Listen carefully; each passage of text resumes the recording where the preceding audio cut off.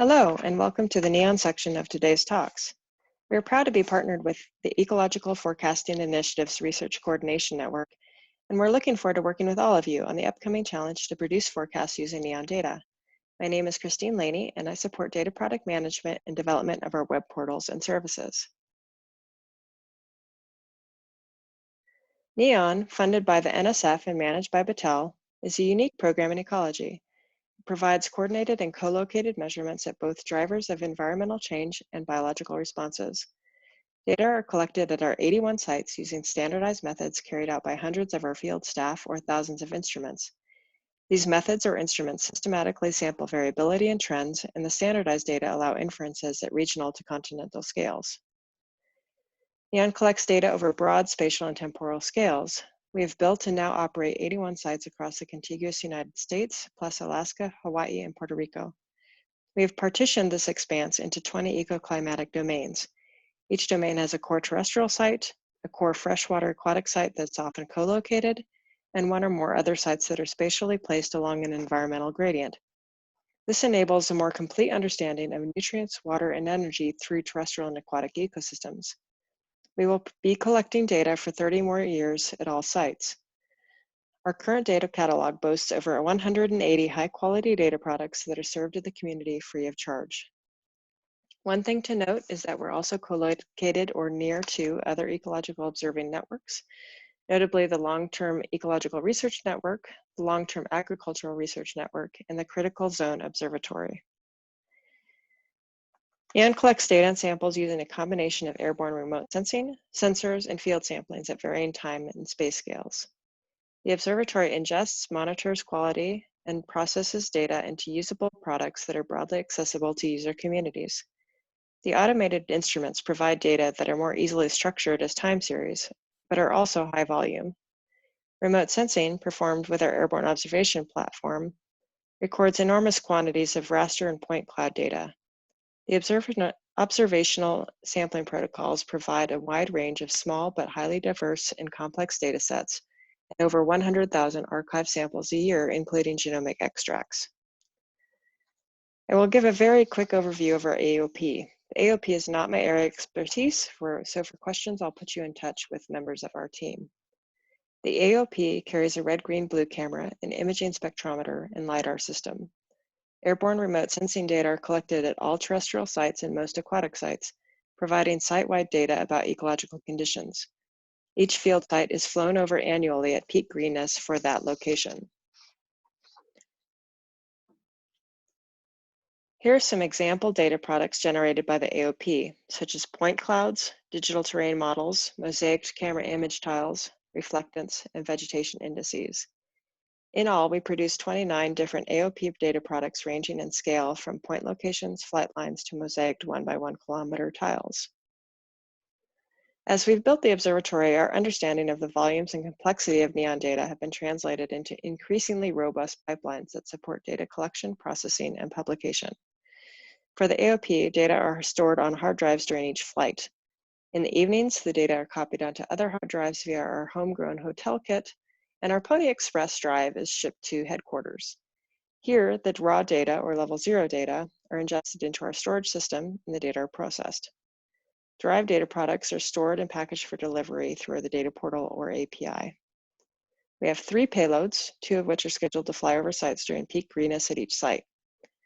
The other is held in reserve if there's an instrument issue and may be used for special projects through our assignable asset program. Here's an example of the 2020 schedule, which was developed prior to COVID-19. Regarding COVID-19, our sampling schedules have been impacted, and there are several articles on our website describing these impacts. Please check for status updates at neonscience.org. The details of other aspects of our observatory will be described in more detail by the next 4 speakers. Eric Sokol will talk about our terrestrial observations, Dave Durden about our terrestrial instrumented system and surface atmosphere exchange data, Sarah Paul about our vector-borne disease data, and Bobby Hensley about our instrumented and observational data at aquatic sites. In addition, Nico Franz, our Biorepository Director, is an active participant in today's workshop and will be available for questions as they arise. Speaking of the biorepository, we have a unique repository of samples and specimens serving as a long-term resource for research and educational activities.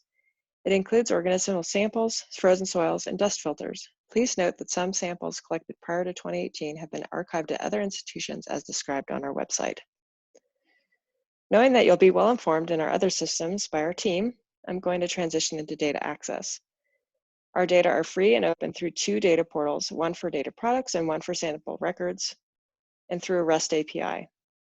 These portals and services provide data product information, site information, documents, sample records, and data.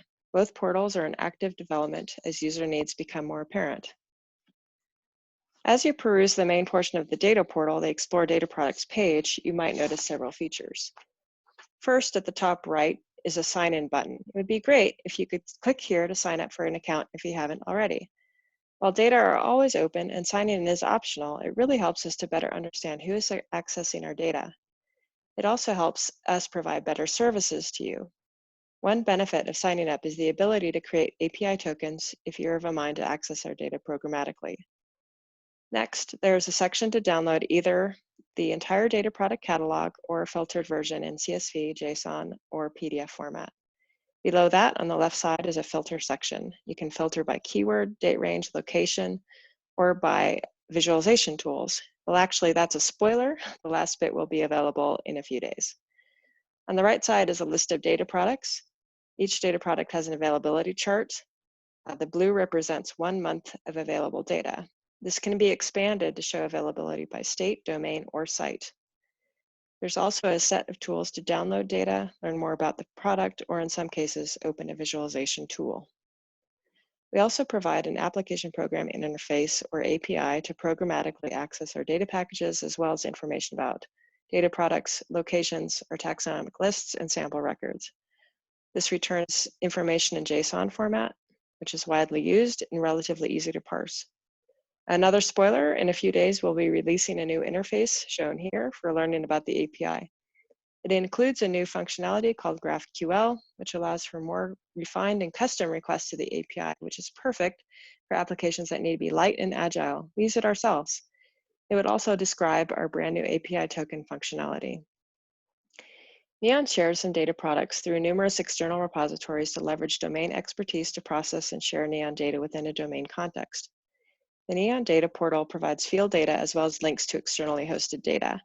Distributing data across repositories helps ensure that we organize and provide data and metadata in community-supported domain-specific standards while providing domain communities extra tools of discovery and access.